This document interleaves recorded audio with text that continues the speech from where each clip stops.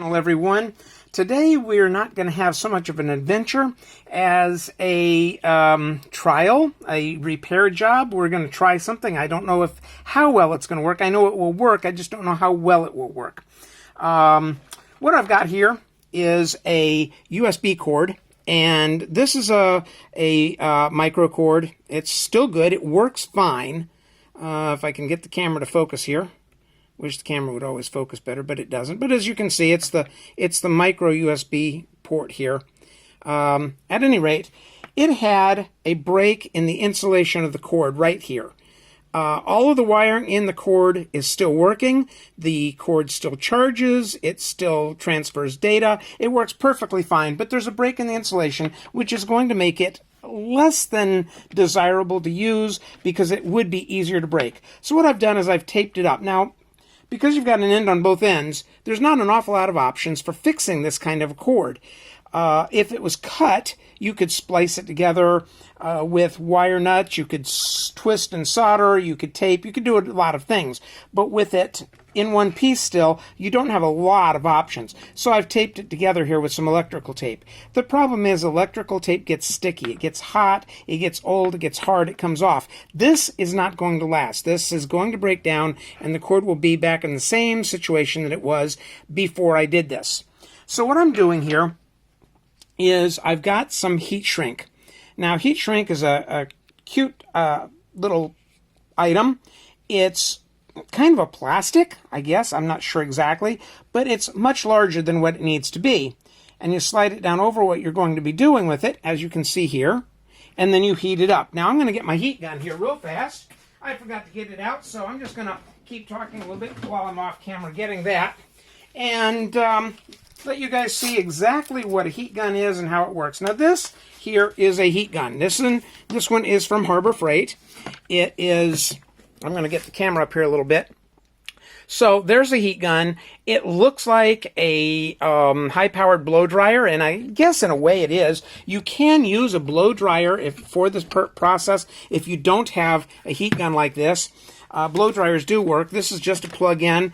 This one happens to be a 158 degrees to 1022 degrees Fahrenheit, depending on the settings you've got. It's got on the back here, it's got low and high. It's got a low and high speed on the trigger, and so you can let more air through or less air through, which will allow the heating element to heat up. And the trigger, of course, is going to give you that low and high heat, just as it would on your blow dryer in your bathroom. So we plug it in. This is going to be a little bit noisy here.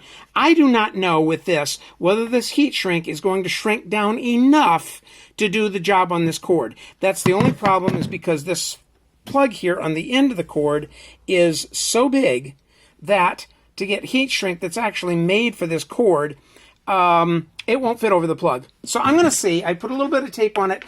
For one thing, to just make sure that it will actually work as far as the height of it is concerned, because I'm hoping that the tape will make the cord big enough to where this heat shrink will shrink down all the way on it and make it tight. So I'm just going to turn my gun on here, and we're going to watch this heat shrink just shrink down. However it works, whether it works right the way I want it to or not is another story, but it is going to shrink down. I just don't know if it's going to shrink down enough.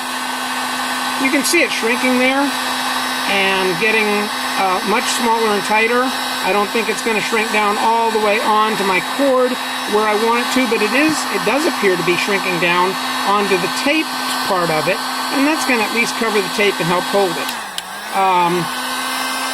Heat shrink, sometimes you can get it to go down. If you heat it up enough, you can get it to go down a little bit more.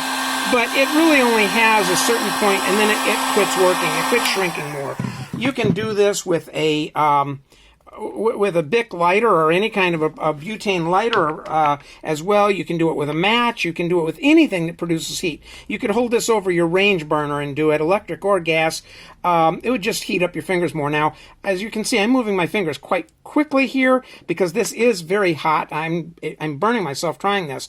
But by trying to squeeze it down as I let it cool, I'm trying to get it to seal down on this repair a little bit more. It did seal down on the middle of the tape here, where the middle of that tape was the tallest. It did seal down fairly good there.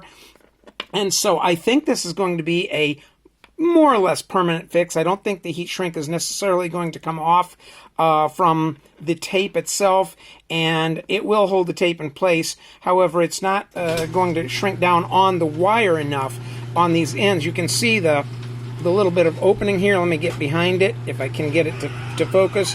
You can see how it doesn't really shrink down on the wire good because I had to use too big of a piece of heat shrink to do the job. But hopefully this will do what I need it to do and keep this wire from deteriorating any worse. That's it for today, folks. Have a great day, and if you liked the video, please push the like button. If you've not subscribed, please subscribe. Ring the bell so you'll get notifications every time we post a new video. Thank you, and have a great day.